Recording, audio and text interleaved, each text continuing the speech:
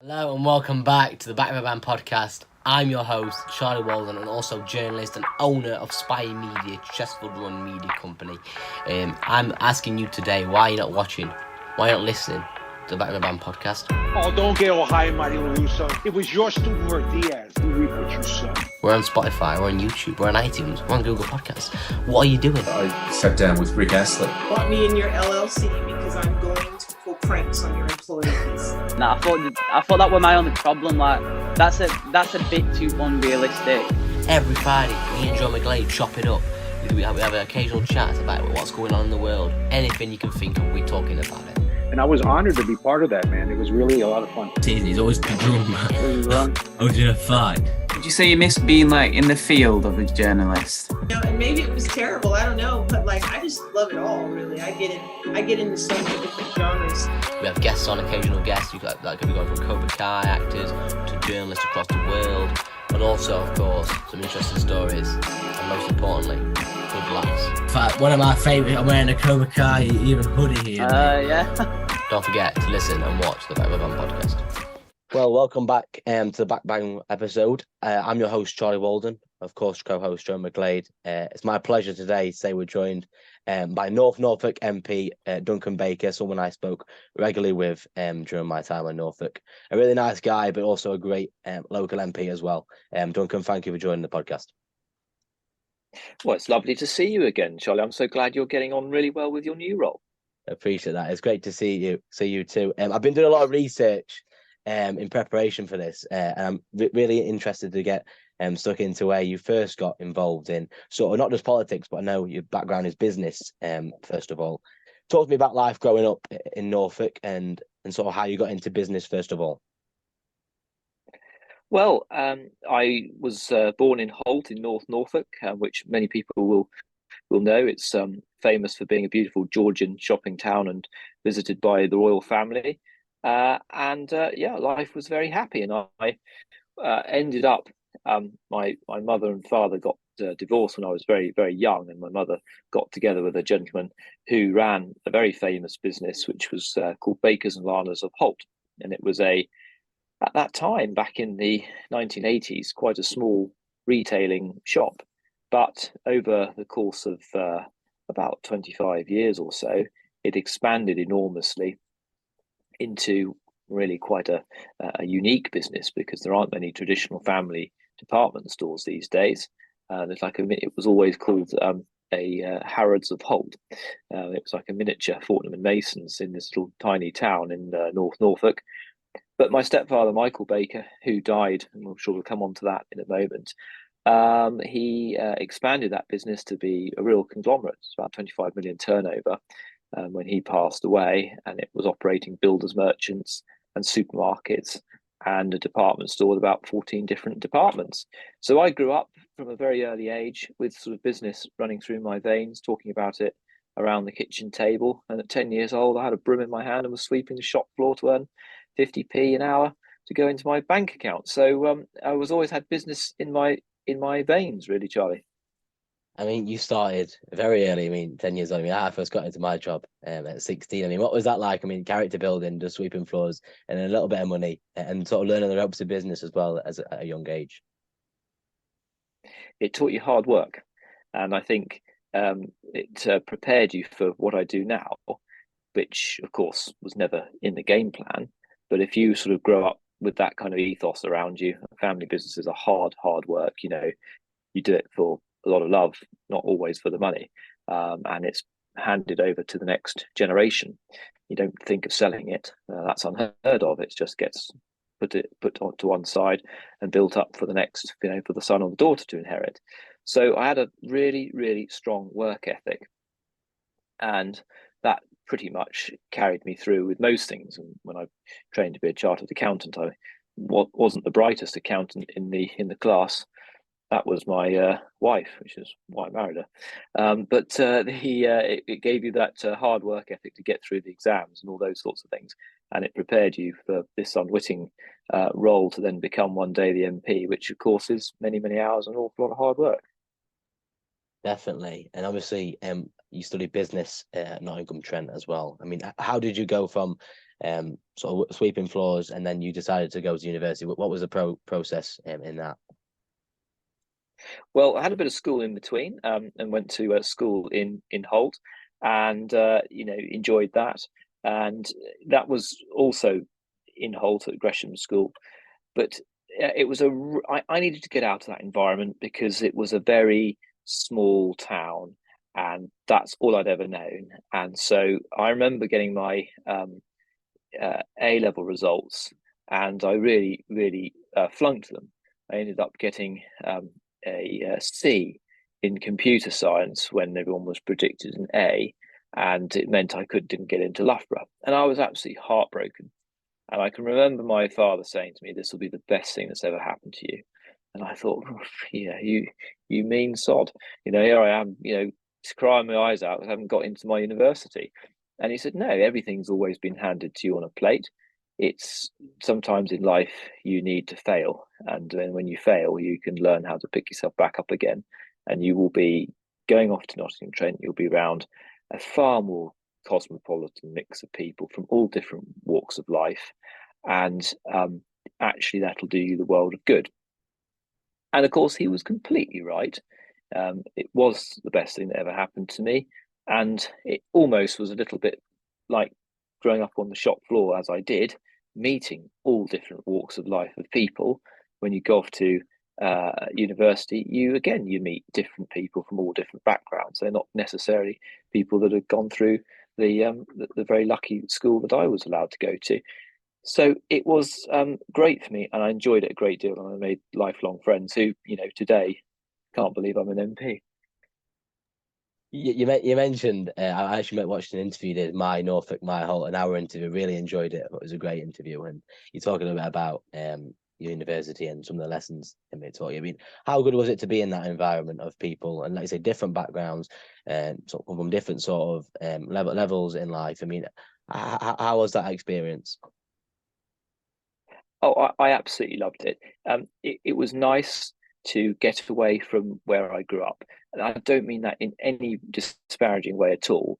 But if you had always gone to school in the same town, worked with the same people that you'd grown up around with your dad, and you'd been in that environment all your life, and you're becoming a teenager, well, a little bit older than that, obviously, because you're 18, 19 years old, going off to Nottingham felt like a complete change because it was a big city. And I can remember my first day walking around Nottingham city centre, looking up and thinking, wow, this is what skyscrapers are. Well, that was only because the context was I'd only been used to walking around in a small town. It wasn't like I was in London. I was in Nottingham, but it was just the difference. And that was really, really great. My aunt lived in West Bridgewood, which was very near to Trent Bridge, the cricket ground. And I ended up forging a very close friendship with her, who I never really knew when I was growing up, because, let's say, my parents were divorced when I was very little. And so it was great, from that perspective of getting to go to university in a big city with just a massive variety of people who made lifelong friends with, and meeting new sort of family members. It was absolutely brilliant, and I enjoyed it a great deal. But ultimately, when I came to graduate, I came back to my home and carried on and became a chartered accountant. What was that change like, Duncan, going from, like you said, a small town into that massive city? Like, what was it like? Was it a bit overwhelming at first? Yeah, it was a little bit, because I'd always lived at home, and then suddenly you were sort of thrust into going away. And it was, in a way, it was quite a difficult time in my life because my mother was getting divorced for the second time from the man who had built up that business in Holt. So I remember packing all my bags and literally packed everything I owned, and it went off to Nottingham. So it was quite a sad time. It was quite a formative time as well. But you made friends with people who were immensely supportive, and you didn't know what you were who you were going to meet or how you were going to get on. But I loved it. I think I thrived. I think people do that in life. They, at different times of their life, they find different grooves of how they get on. Some people might find it at school. Some people might find it at university. Some people might find it in their work life. I think for me, university was a great experience, and it very much helped sort of shape me. And I think I can remember coming home that sort of first time after 2 months of being in Nottingham, Christmas time, obviously. And this was the late 1990s. And my sort of haircut had changed. I went off to university with curtains. That was always a rage back then. To suddenly a different hairstyle. Dressing differently. So it was a good time to just suddenly be yourself after all those years. What hairstyle did you come back with, out of curiosity? Oh, pretty much the same one I've got now. But if you can imagine, it used to be curtains, of how it used to be back in the 90s. I mean, that was quite a shock. I mean, with the friends you made in university, obviously, I can imagine it was sort of different range. The friends with now, are some of them sort of Labour supporters, different sort of parties and stuff? And how do you manage that? Yeah, that's a really good question. Yeah, so made friends with people from all over the country. Northern chaps who which was nice. People with different religious beliefs and backgrounds as well, and so that was with different faiths. So that was just amazing to kind of meet such a cosmopolitan bunch of people, because obviously growing up in a small town in North Norfolk, that was totally alien, and I loved that. I loved that. I think I've always had a thirst for knowledge, and I've always enjoyed people and people's company and learning about other people. So it was a really expansive period in my life, and I enjoyed that a great deal. And those people ultimately I remain friends with forever. And yeah, now we have a sort of university WhatsApp group, and occasionally we've, not that I've had a lot of time in the last 4 years, but occasionally you're able to get back together. And I do got a stick from the Northerners, who are all Labour supporters. So, but that's nice. And, well, I mean, I'd very much like to try and get them all into Parliament and come and see this incredible place where I work, because, nobody at 19 years old who I was friends with would ever have turned around and said, well, one day he'll be a member of Parliament. It just was never, ever something that we talked about, we're interested in at all. All that formation happened, probably 10 years later. But those core abilities, working hard, getting on well with people, and wanting to help people, all stand you in good stead to become an MP. Definitely. And before we move away from university, just out of curiosity, I lived a little bit near Nottingham. I mean, where were some of your favourite spaces to go back then? Oh, blimey. There was always the vodka bar, Revolution. That was pretty good. Templars, I think, was a good one. I can remember. They had nightclubs and things. I mean, there's no nightclubs where I came from. So, where I grew up, no nightclubs. So it was just, totally different going out in Nottingham. And of course, you never had any money because you're a student. So, you get all your student loan at the very beginning of university. And of course, they end up spending most of that just on being able to go out and enjoy yourself. But then you go back home to work your socks off in the holidays to just earn enough money to pay to go back again. So it was great fun. But yes, I can remember the nightclubs and the bars and the picture and piano, which seemed to go through a phase of doing up old churches and things like that. So these places are probably, show my age now, probably don't exist anymore, but they were great fun back in the day. A couple of them do, to be fair. Revolution's still going. You mentioned there was no nightclubs in Hull. I mean, what was that like when you first stepped foot in one? I mean, I remember my first feelings when I went to it, I was a bit overwhelming. I mean, what was it like when you obviously you come from a small town and then you're in a big city nightclub? What was it, the first thoughts?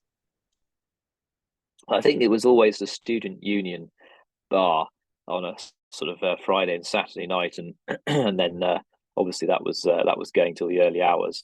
And of course, you were a student. There were times you wake up in the morning and think, "How on earth did I get home?"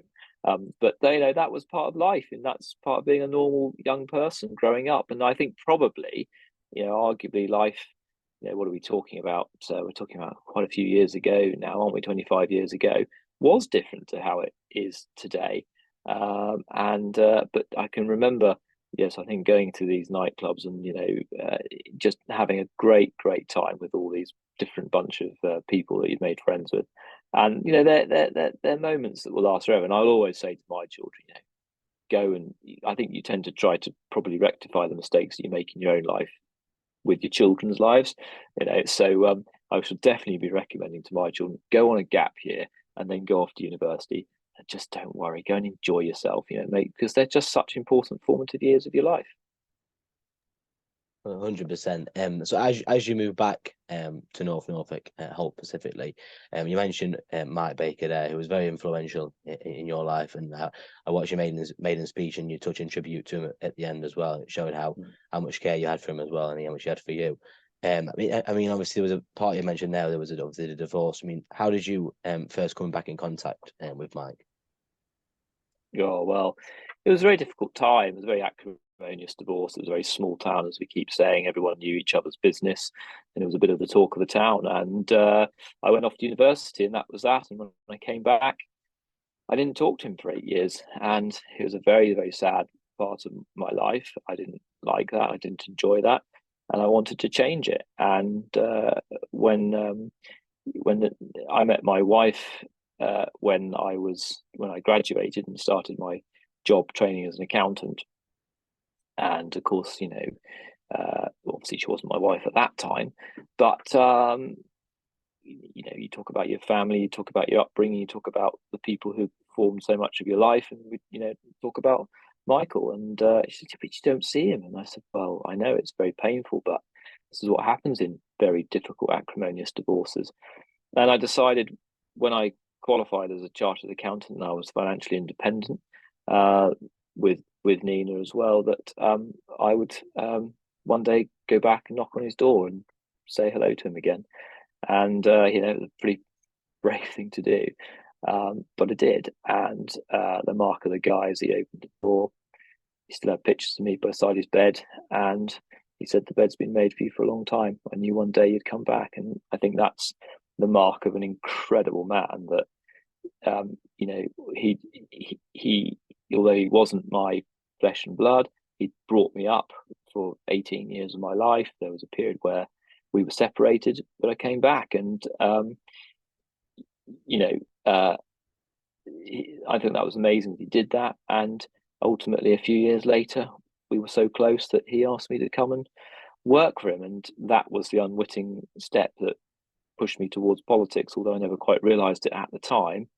But he was a remarkable man, and he had huge influence on my life. He was very different to me in many, many regards. He had certain skills that I don't have, and I think I probably had certain skills that he didn't have. But I respected him a great deal, and I knew that if he wasn't running Bakers and Lardners anymore, it wasn't the place that I wanted to be. And that kind of coincided with this unwitting journey to go into politics. And sometimes in life, things just click. And I had said to him before he died that I would run for Parliament. And the sad thing is that he had tried twice and failed. And he died 5 months before I was elected. And that was why I stood there in my maiden speech, wearing his shoes, wearing his watch as a piece of him that day, obviously in tears at the end of the speech, because I'm sure he was looking down that he didn't live, just by 5 months, he didn't live long enough to see me get to Parliament. And that is a terrible shame. Quite what he had made of the last few years, I don't know, but it was a terrible, terrible shame that that man who gave so much inspiration to me never quite got to see me fulfill the ambition that he wanted. But I know from his friends and people before he died had said that he was incredibly proud of me. So it was a very touching moment. Would you say you were the main reason, Duncan, that you got into politics and ran for Parliament? Yeah, 100%.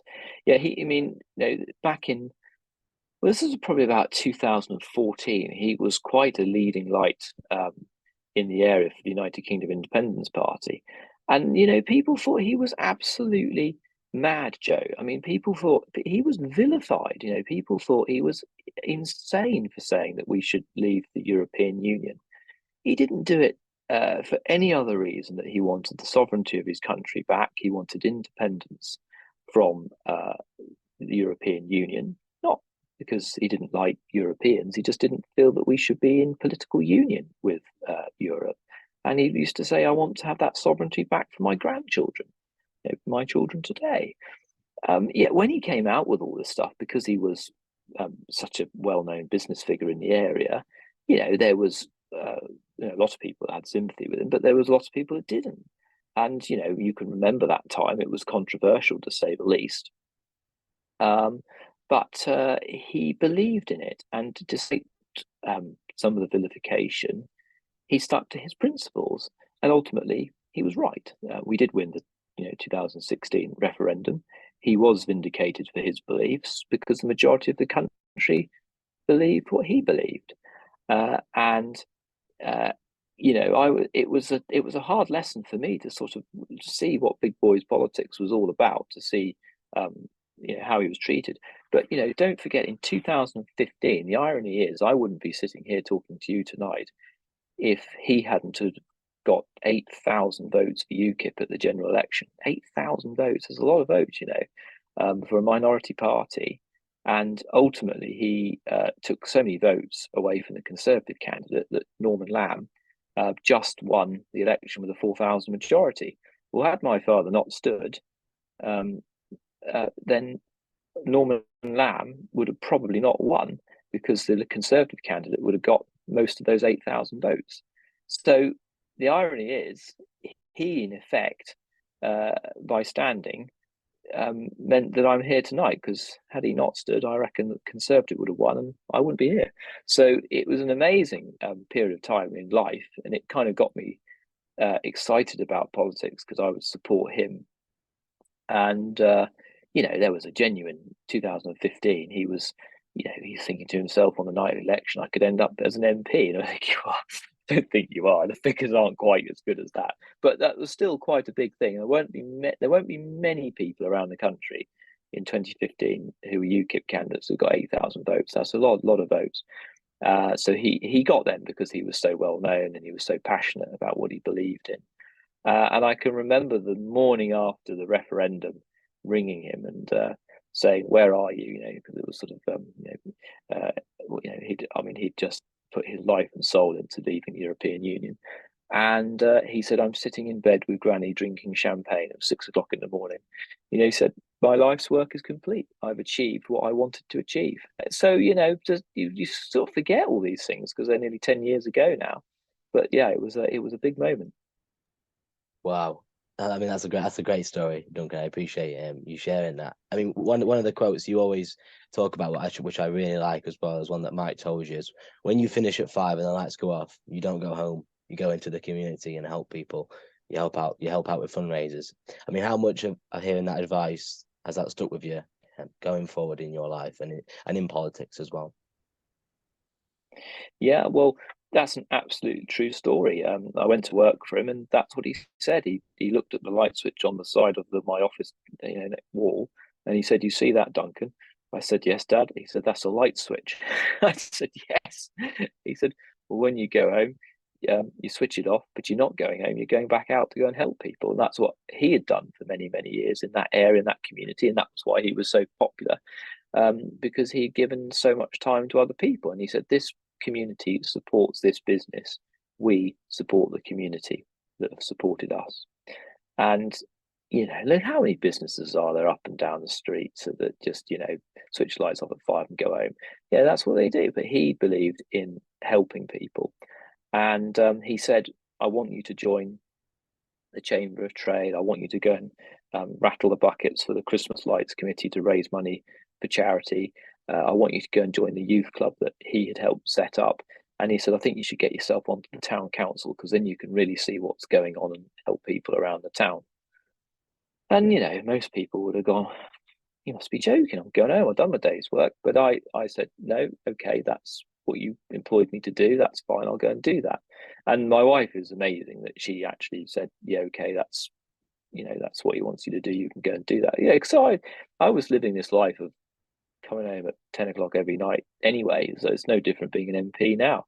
I was always doing stuff outside of work, working long hours and working hard and dealing with different groups and people in the community. I was just doing it around Holt. So becoming the MP is just an expansion of what I was doing anyway, in my view. But I did that, and 2019, I think it was 2009, July 2009, I stood as a young 29-year-old on the town council, and I won, beat a couple of others, I think, to get the to be elected. And I sat there for about 6 years and didn't say a great deal. I just listened and learned and watched, and that was my first foray into sort of politics, as sitting on the town council. And I can remember after 10 to 12 years of being at the shop and the business, I can remember Dad coming back in my room one night, and he said, you know, remember I told you all those years ago that, you know, I want you to get involved with different community groups and help the area? And I said, yes. He said, I think you took that a bit literally, because you do more for everybody else than you do for your own family. But that was a bit me taking it rather literally.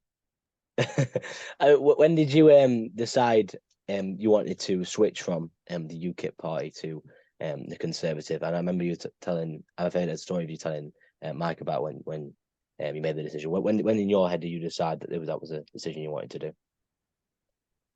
Well, it was after the referendum, so it was.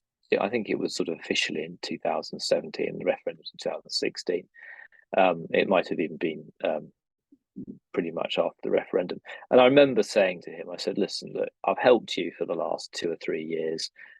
You've got what you wanted with us leaving the European Union. I've enjoyed this, but you know, this isn't really me. I think if I want to do this as a longer term ambition, and I'm not talking about Parliament, I'm talking about district council, then I really need to join a proper grown-up party, and UKIP's not. That isn't for me. And he was really upset. He was really upset at that comment, you know, and because he had, you know, been in different political parties, but he was so independently minded. He didn't really like working cohesively with everybody else, which you have to do in a political party. He wanted to be the train driver of his own train. And but I said, look, no, come on, I've supported you. I've respected what you wanted. Now you're going to have to respect what I want, and I'm going to leave, and I'm going to go and join the Conservative Party. And that was a kind of a bit of a turning point, because, you know, doing as you're told as a stepson, you know, and then you turn around to your dad and say, no, I'm not going to do what you want me to do anymore, I'm going to do what I want to do, is a bit of a turning point for most sons. And I think that was quite a pivotal moment, and I did do that.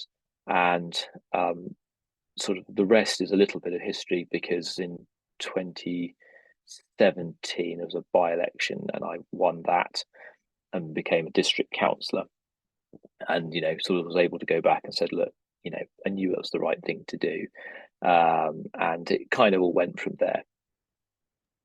What was his reaction when you told him you wanted to be an MP? Oh, well, it was a funny night. Okay, so it was, I can remember exactly when it was. It was the night of, I think it was either Heathrow or Gatwick. There was some people were flying drones, and it was grounding all the planes. And so I had said to him, I'm coming up after work, I'm coming around to your house. I need to talk to you. And it was, you know, yeah, all right, well, I'll see you later. And I got around, and 6 o'clock news came on, and he'd sit and watch the news. And of course, there was lots going on because of these drones. And he was very, very interested to watch the news that night. And I kept saying, look, I need to talk to you. Yes, talk to me when the news is finished. You know, it gets to 6:30. And I just, in the end, I said, I'm leaving the company. And that made him focus. And he said, what? And I said, I want to run to become an MP. And he said, you're mad. And I said, well, no, I'm not. You've done it yourself. And he said, yes, but if you win, you'll lose your job. And I said, yeah, that's kind of how it works. So I better not lose. And at that point, my stepmother came through from the kitchen, because she had overheard this conversation, and she said, what did you just say? You're leaving? And I said, yeah, I'm going to try to run for Parliament. So I might not win, but if I do, I will have to leave. And they just sort of looked at me gobsmacked, really. So I think it was a big shock, a big shock at the time. And he was probably a bit upset because he'd obviously invested a lot of time and effort into me. But yeah, I was, growing up in with my own ambitions. I didn't feel that my place was forever more at the company, and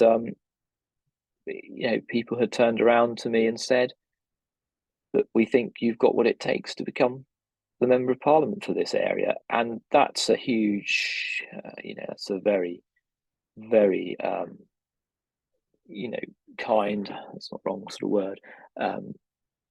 Humbling experience for people to say that to you, and a special experience. And of course, you don't just rock up and become an MP. There's a huge process to it. Getting selected by your association, let alone winning a general election. So there was a huge amount to do. But it was the fact that I broke the ice and said to him, "Look, I'm going to try and run for Parliament. Listen, Dad, I'm going to try and run for Parliament. The chances of it actually succeeding and happening are tiny, but you just need to know."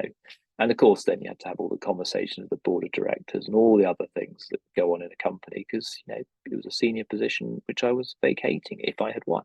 So that really started the process. But it all happened very quickly, because obviously, as you can probably remember, late 2018 and all of 2019 sort of dominated by Brexit periods and Theresa May leaving, Boris Johnson coming in, and the 2019 election, which I won. So, but that was how it all started, and it was quite a roller coaster. 2019. Was you ever nervous about becoming an MP, Duncan? Yeah, I was nervous about it for two reasons. Number one was my family, very close to my family, especially my wife and my children. They mean a great deal to me, and I think actually that's probably one of the appeals to the constituency, because it is an older area. People love their family. It's a very loyal area, and I was nervous that I wouldn't see my children growing up, and lots of people have said to me how the impact it has on MPs' families, etc. So that made me very nervous, and I was genuinely worried that I was just not going to see them anymore. That made me very nervous, and of course, the obvious other thing was just the nervousness of doing a role which you had never encountered before. I didn't know what I was doing. I didn't, I wasn't hugely political, as everybody knows. I still don't think I am today. I think I try to just be a decent human being that represents my area, who has conservative values. So when you go into, you sort of foray into the unknown, it naturally makes you nervous. And so for those two reasons, immensely nerve-wracking. But I was very lucky. My wife was incredibly supportive and had always said, "Listen, if this is what you want to do, I will support you 100%." And she has. And so, it went from there. So like everything in life, if you've got good support around you, and I'm very lucky to have good support, you can overcome most obstacles. 100%. I think, obviously, as you mentioned there, it was a big role at the time, because obviously Sir Norman Lamb was standing down as well after so long as MP. But what was it like filling those shoes? Obviously for a different party, but he's still the constituency's MP. What was it like potentially filling those shoes? Obviously an icon in the area, wasn't he, at the time? It still is. Yes, he was, and I think he is. And you're right. That was a lot of what the comments that I got was, you've got very big shoes to fill. And so I had always set out with a strategy that anybody that stands for public office, I have my utmost respect for, provided they behave in a correct and appropriate manner for the role that it encompasses. And so when I got selected, which I think was about the 1st of February 2019, I then started to go to various events and functions, and I'd bump into Norman and see him around, and we'd nod. That was about it.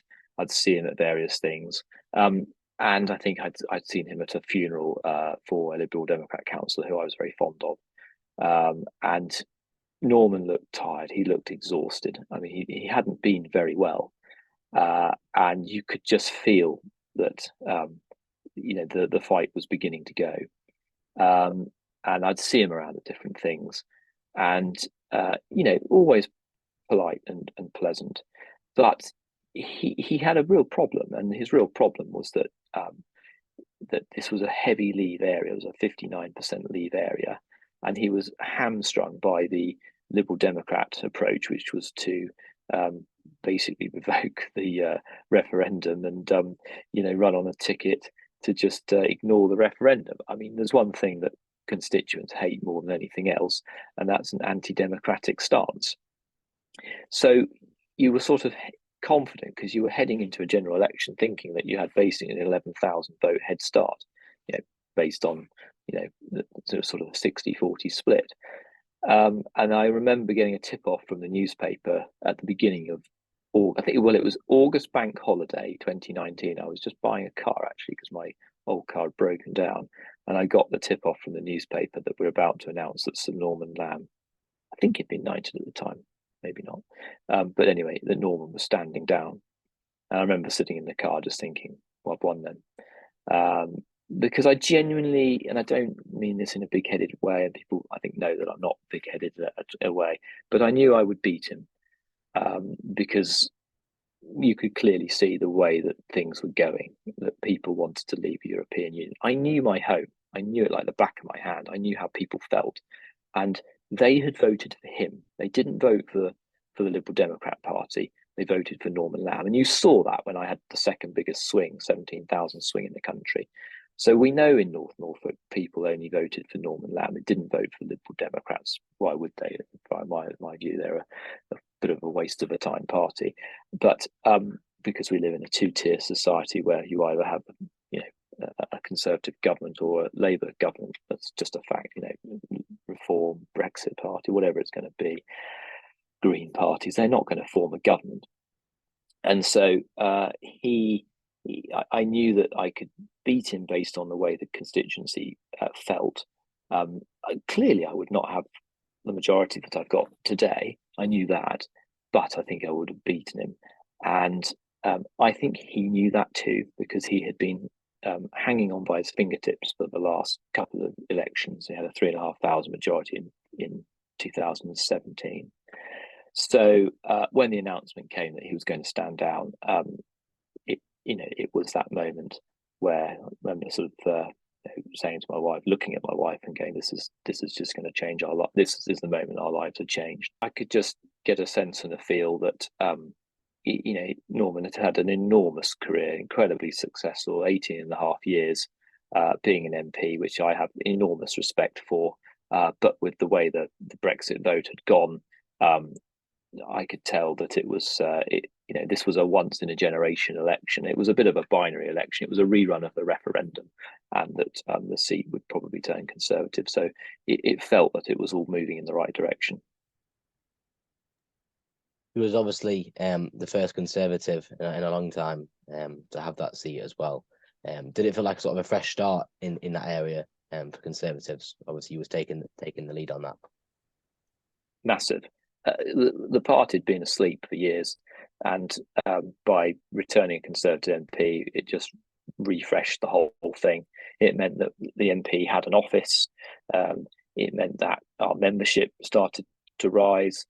It meant that we could start to fund an association properly because people wanted to actually invest in us.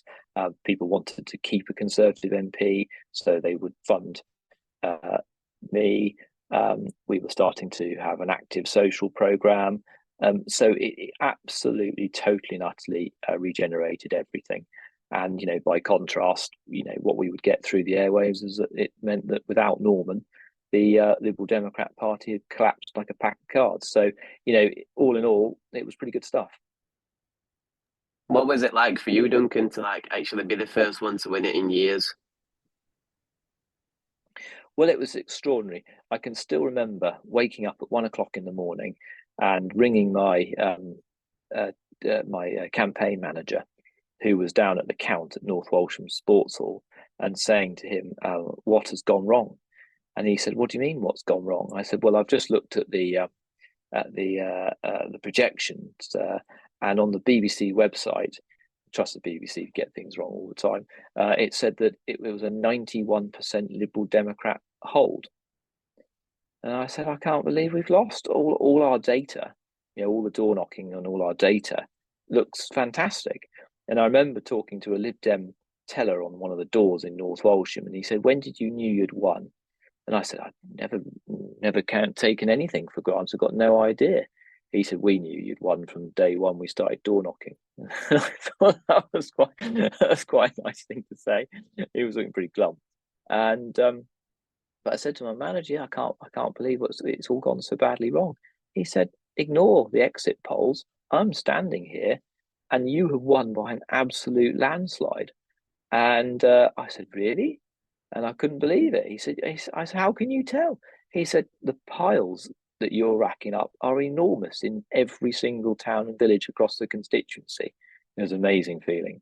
So I promptly got dressed, got my wife to get dressed.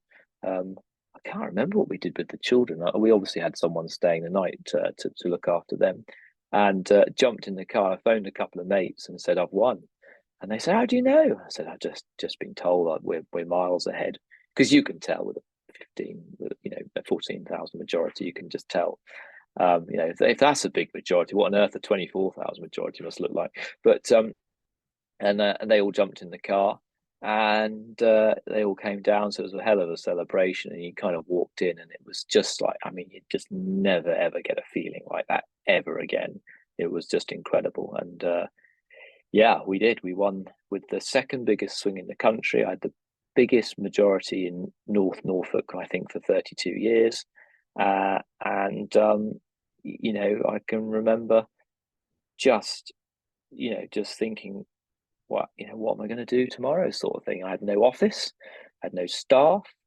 I didn't know where to go. It was just, I had nothing. I had to go into work and say, look, I've won, I'm not coming back. It was just an extraordinary sort of 48 hours. You were just exhausted. I remember going to school the next day to pick up my children, everybody stopping you and saying, wow, you're well done, you've won, sort of thing. The odd Liberal Democrat was a bit upset, but as I said to them, well, this is called democracy. It was one of those moments that you'll just never, ever forget. That's amazing. I mean, as you mentioned, there's the second highest majority, and I remember an interview you did with obviously My Halt, as I mentioned before. You mentioned people kept saying you was on a phone call to a lady. I can't remember what role she was in, but she said to you that she had £1 for every person that said he's going to be our next MP. She'd be a very rich lady. I mean, when you first heard that, did you actually believe you could actually do this and get to where you are now? And as you mentioned, got such a high majority, the second highest in the country. When you heard that, what was you thinking? Yeah, that's a true story. So it was Christmas 2018, and I got a call from the town clerk in Holt. And I remember where I was. I was in the storeroom at work where we pack all the parcels for the internet delivery, because we used to sell a lot of Christmas hampers. And the call came in, just said hello to the town clerk. We were doing something together. And she just let slip. She said, if I had £1 for every person that comes in the mayor's office, I'd be a rich lady. They all say you'll be an MP one day. And I said, what? Just casually. She said, oh yeah, everyone thinks you'll be the MP one day. And I said, that's what no one's ever said that to my face. I don't think of myself like that. Where's that all come from? And she said, just what people think. And that was the real turning point that made me turn around, go home. And that was the night I went home to Nina and said, this is what people think. I'm going to run for Parliament. And that's how it all started. True story. That's amazing. I mean, it's just how casually you said it. It always makes me laugh when I heard that. The first time I was like, what? When you first started the role as an MP, then what was one of the biggest lessons that you learned right away? It's like, wow, I need to get used to that sort of thing. Well, I remember when I left work, a lady I worked for as my boss, she said, just be yourself. Don't try to be anything you're not, just try and be yourself. And I thought they were very, very wise words. And so I have just tried to be myself. I've always just tried to be honest, decent, hardworking, there for everybody, and try to do what I felt was right. And look, it's not easy.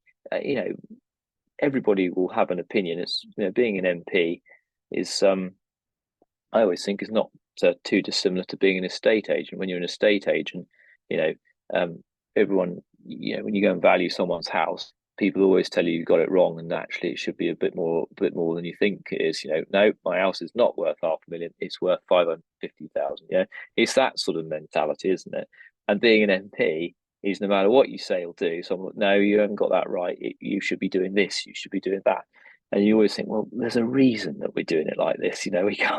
We can't just do those things that you want to do for whatever reason. It's either the law doesn't permit or the Treasury doesn't have enough money to do that, whatever it might be. So it's one of those funny roles where, quite rightly, everybody has an opinion, and no one's opinion is wrong. You have to listen to all of those opinions, even if you don't necessarily always agree with those opinions. So I've always tried to be sort of decent, honest, hardworking, but listen to everybody. And it's all of those, I suppose, lessons I learned from a kid with a broom in my hand at 10 years old on a shop floor, is that hard work, talking to people, listening to people, back then it was customers, but actually giving people the time of day, understanding and listening, which of course, as I went through my career, and of course, worked my way up and was on the shop floor at Christmas time or in the wine department or whatever I was doing, was those were joining the town council, joining every single committee going in Holt. Each step of the way, they were bedrock foundations of what you learned to make you a good MP. And essentially, just being a decent person. And look, no one expected the pandemic to come along. And I think that MPs really, really learned who they were when the pandemic started, because if you were a good MP, you worked tirelessly to support and help your constituents. And I can remember those were some of the hardest times of my life. You'd wake at 6 and there was just like 50 emails overnight to deal with, and you wouldn't finish till 10. Your eyes hurt, burnt, because you were dealing with so much. It was a really, really hard time. Duncan, you just mentioned a bit about COVID. Do you think the British public sees government in a different light now after everything that's happened? Well, I think that people think that, this sort of word government means that everything is hugely laid out and it's an enormous, efficient working machine behind the scenes that deals with everything in a completely coherent and methodical way.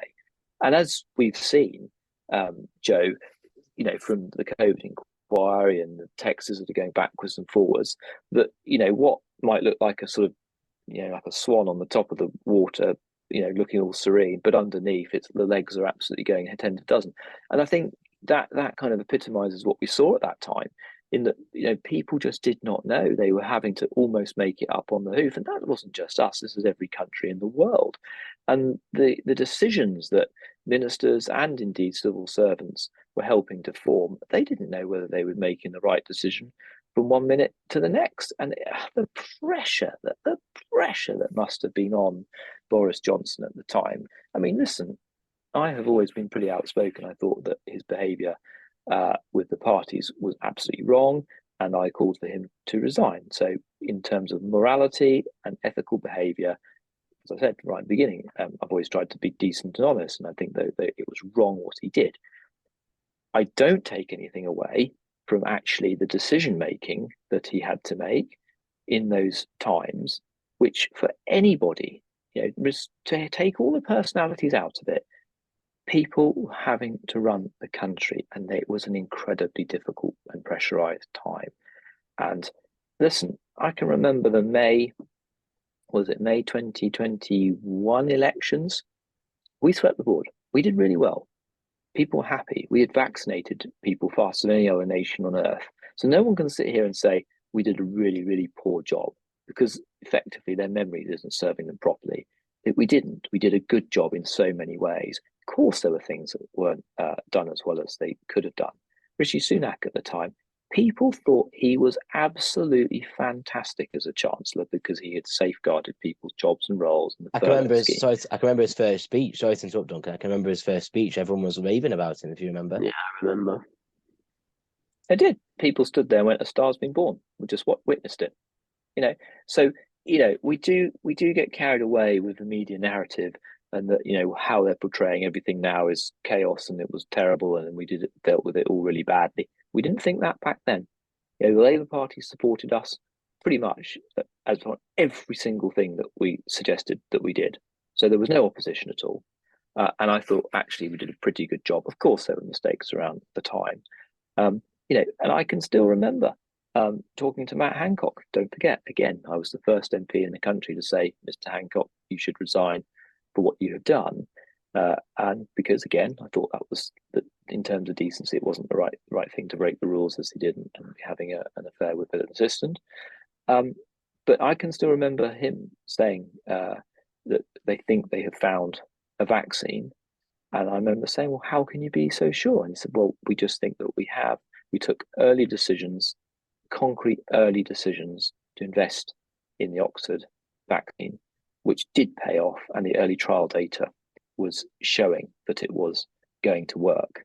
Now, people like him made that decision, right? So for all of the mistakes and all of the grief that he has received, don't forget that there were also some very, very good decisions made at that time. So we mustn't, history, we mustn't just wipe all things away because we don't like someone if they're not the flavour of the month at this moment in time. I think that's very unfair the way politics is. Actually, there's a lot of people who gave an enormous amount of time for their country and ultimately did make some good decisions and did save quite literally hundreds of thousands of lives. But I recognise that big national politics isn't really, it doesn't really reflect that well on people at the moment, because it has been a very difficult time for many people. But I think it's important to remember, actually, not all things are always bad. There's been an awful lot of good that has happened over the last few years. I think you make a good point there, Duncan. I mean, apologies as a journalist, but I always, when I get in debates about politics, I always like to give balance and be like, the government did good things during the pandemic. It was dealt a really bad hand. It was the first year in term, and the COVID hits. Matt Hancock gets the worst nightmare of any health secretary could get. They dealt the hand they was given. Yeah. So it's a very tough time. I mean, you mentioned the last year. I mean, what is it like being a Conservative MP in the last year? 'Cause it's been a really tough year for the Conservatives, hasn't it? With obviously Liz Truss, Boris Johnson. I think Rishi's doing really well at the minute. But over the last year with the whole saga that went off, I mean, how have you found it? Oh, incredibly tough. I mean, I remember my wife saying to me one night, I think it was probably over that kind of balmy weekend where there was another leadership race and Boris Johnson had suddenly come back into the fore and he was trying to get his 100 backers or whatever. But that was that bonkers weekend. And I can remember my wife saying to me, I doubt there's too many MPs out there that work as hard as you. And I felt like saying, look, darling, I know I work my socks off in North Norfolk. And she said, somebody in Downing Street, through their behaviour, can absolutely ruin everything you've worked hard for. And I said, yeah, absolutely right. Yeah, and that is soul destroying, that you can work so hard. And it doesn't matter who you are. There are fantastic MPs of all different parties. I've said it before. Norman Lamb was a fantastically decent man who worked very, very hard for North Norfolk, and he deserved to be the MP for many years. So look, I'm not being partisan about this, but it is a case in point that you can work extremely, extremely hard, and if the water is not flowing in the right direction, it doesn't matter. And you're out of a job, and that's tough. But listen, that's the job. We signed up for it. We opened our eyes and we said we want a bit, so we have to live or die by that. So the answer to your question is, Charlie, it's been extremely difficult at a number of points, a number of times. The irony is that wherever I go in North Norfolk and whoever I talk to, humbling as it is, people are always very positive and say, listen, we know how hard you work for us and whatever happens, we will support you. And so in 4 years to sort of get that kind of feedback is lovely. Of course, we don't know whether that will translate to next year when there's a general election, but we hope so. So, but the national situation has been very difficult, and Sunak has come in. Yeah, he is a thoroughly decent, intelligent, considerate, moderate individual. He's the right man for the job to get us through the very, very difficult situation where inflation is as high as it is, and the cost of living crisis, and all the energy crisis, all those problems. You need somebody who's calm, with a cool head, who's considerate and methodical, and a professional. And he is that person. There's no doubt about it. So the next year ahead. Listen, people think, there's only an election around the corner. It's a year away. If you think what's happened in the last year, it was only really a few weeks ago that the Queen was lying in state in Westminster Hall. That's how long ago a year is in politics. That's a long, long time to go until another general election, as far as I'm concerned. So anything can change, and anything can happen. But for me, keep doing what you're doing. You've got to keep working extremely hard, putting your constituents first, helping them, supporting them, doing whatever it takes to make sure that North Norfolk is a better place. And the rest of it, you can't do any more. And as long as you can look in the mirror and say, I cannot physically do any more, then you've done enough, haven't you? Definitely. I really do appreciate your honesty on that, Duncan. It was a very honest answer. And as I said to you before, I do believe you are such a dedicated MP to your constituency. When I left the patch, I said that to you, because I generally do mean that. Like when I was covering the patch, you'd always be doing something. And even your biggest critics in Twitter comments, the Facebook comments, there would always be someone saying, don't always agree with Duncan, but respect him because he works hard. So you can. I definitely agree with that for sure. As we come to an end, because I know you're a busy man. Joe's got some quick fire questions. You've got 5, haven't you, Joe, to ask? Great. Go on then. Sorry, wait, I've got to get them up. Well, what do you think? I didn't write them all down yet. I've got them on my iPad behind me. I've got one then, Joe. I'll let you sort this out. I've got one. First of all, it's a bit of a fun question, not politics related or anything like that. As we was on the topic earlier, what's your favourite beverage, alcoholic beverage, Duncan? Gin and tonic. Gin and tonic. Yeah, but I don't drink at the moment because I'm training for marathons, so I've stopped drinking. I feel a hell of a lot better for it. But yeah, you can't beat a nice gin and tonic. I've just come off of Sober October, and I can't lie, it felt great. It felt great at the end of it. I was like, I'm so proud I got that done. Good. And non-alcoholic beer is a lot better today than it used to be. So because I love the taste of beer, I'll have non-alcoholic beers. And actually, they're not too bad. But I love the fact that I can get up and I feel as fresh as a daisy. It's wonderful. Yeah, it is good not to wake up with a sore head or a headache. I must admit. You say you're training for another marathon.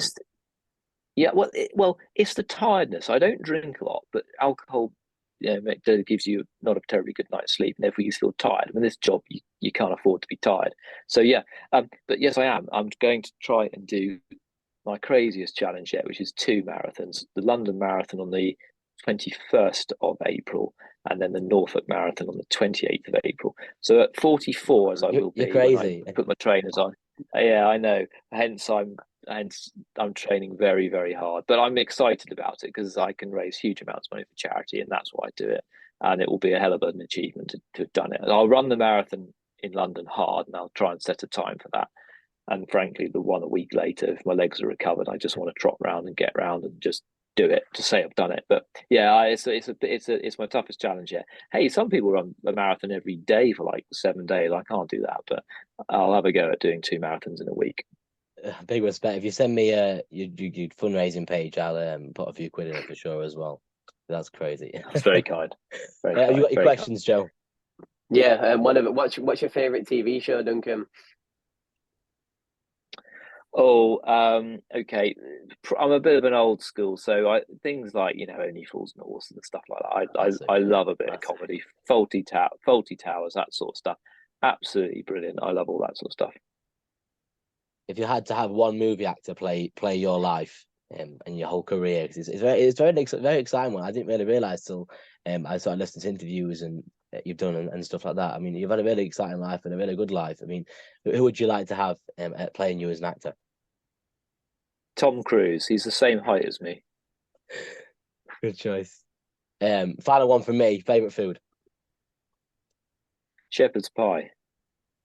Shepherd's pie. Good choice. Classic. Do you have any more, Joe? If you could sit round the table, Duncan, with 3 celebrities, who would it be?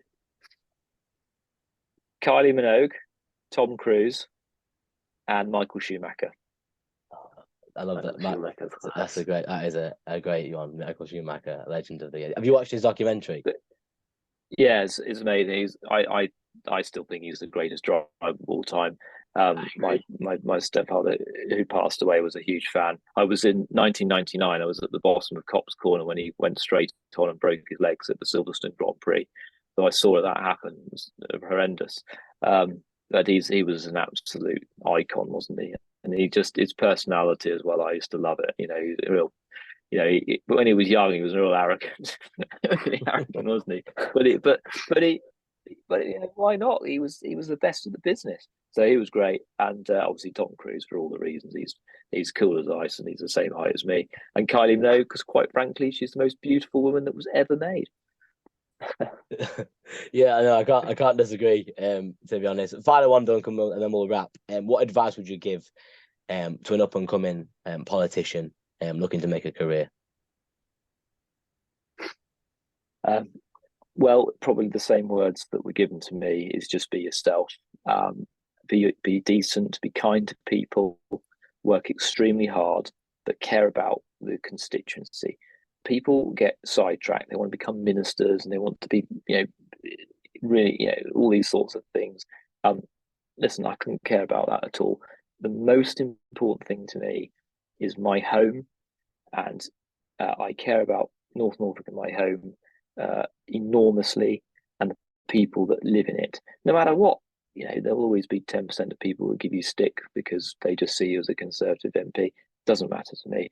They still deserve as much help and support. And if they were at a time of crisis, and that has happened, where people have given you terrible stick on social media, then emailed you and said, "Can you help me?" And you go, "Yes, I will." And that's how it should be, because you are there to serve those people. You have an immense privilege with this role. You shouldn't abuse it, and you should use it to make sure that you can better those areas and the people that you represent. That's so. I think that is, in a nutshell, is remember the very people that put you there in the first place. And if you focus on that and you represent them well and you work extremely hard, that will shine through. There's no doubt about it. You can't fake who you are. You can't just dip your toe in 6 months before the general election. The elections are won on years of hard work. They're not won on 6 weeks of hard work. So that's my motto to anybody who's trying to do this: is do it for the right reasons and work extremely hard and make sure you represent people. And I always think that actually it's better to represent the area, your home, because I would say that because North Norfolk was where I was born, but I find it a little bit difficult when people represent sort of places they have absolutely no affinity with whatsoever, because you think, well, why would you suddenly care about Birmingham North because you suddenly moved there 6 months ago? I just think politics is becoming more and more localized these days. People want representation in their area, really good representation, and so if you focus on that, I think that you can go. You can't go too far wrong, is my view. Great words, Duncan. And I have to say, it's been an absolute honour to have you on. When I first relaunched the podcast again, you was one of the names on the top of the list to get on for sure because of our chats when I was covering Norfolk. So I really appreciate how generous you've been with your time this evening. Well, that's very kind. I've enjoyed it. It's been lovely. We've covered all sorts of things and some quite personal things as well, which has been nice to share with you. So, look, you've done brilliantly. I've always, you've got your job to do. And when you used to come to me and say, "Can you come and do an interview? Can you tell me about?" I've always hopefully be the first to say, "Of course I will. Come on, help you." Because that's what you should do. We've all got a role in life to fulfill, and I like to think that I've helped you, and and I've always wanted to do that. So no, it's been lovely to see you again. I'm so glad you're getting on well with your new role. and keep in touch. And thank you, genuinely, thank you for giving this opportunity for me. Yeah, them words mean a lot, Duncan. Appreciate you coming on. If you've liked this episode, subscribe to the channel, or like and leave us a review on Spotify or iTunes as well. Thank you very much, Duncan.